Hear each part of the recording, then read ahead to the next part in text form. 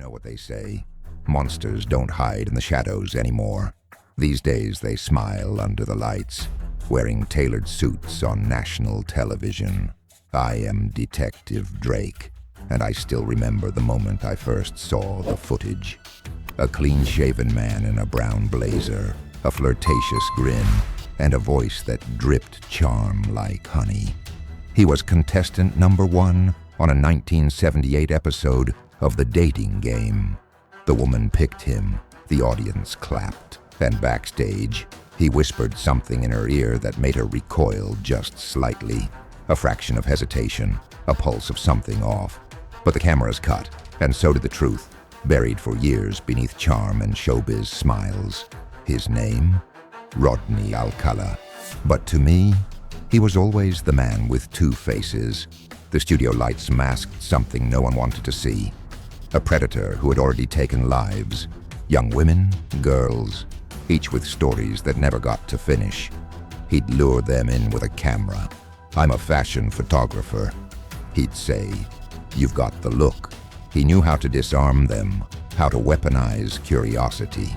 But I've worked too many cases where curiosity wasn't just dangerous, it was fatal. What bothered me most? He didn't kill fast. He played with them. Hours, sometimes days. This wasn't murder, it was theater. And Alcala? He wasn't content being the villain. He wanted to be the director. The first body we linked to him was Tali Shapiro, 8 years old, found barely alive in an abandoned Hollywood apartment. By the time cops got there, Rodney had vanished, slipped through the cracks, reinvented himself, moved east, enrolled in NYU Film School under a new name. He was literally learning how to make fiction while living a nightmare script. But here's what kept me up at night. Why go on national television? Why risk exposure when you're hiding so many sins? You want to know what I think? He wanted to be caught. Not out of guilt, but glory. You see, for people like Alcala, the worst thing isn't being seen, it's being ignored.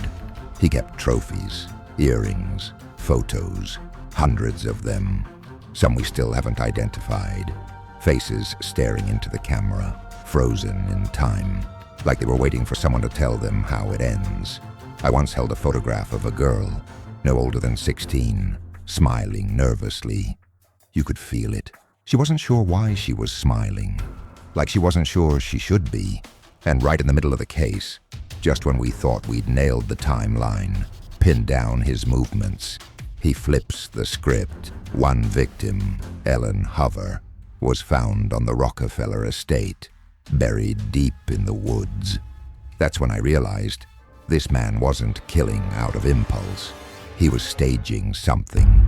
Every location, every detail. It was like he wanted to leave behind a riddle only the dead could solve. Now, this is the part where I turn to you. Yeah, you. Watching from your screen, thinking, how the hell did this guy get away with it for so long? So tell me, if you were in my shoes back then, no digital forensics, no social media trails, no DNA databases, how would you track a killer who blends in like a shadow in a crowd? Drop your take in the comments. I read them, more than you think. And just when we thought we had all the victims accounted for, he drops a bombshell in court, representing himself, cross-examining witnesses like he's in a play he wrote. He smirked at the mothers of the murdered, corrected prosecutors, spoke in tangents about philosophy and art. He wasn't defending himself, he was performing.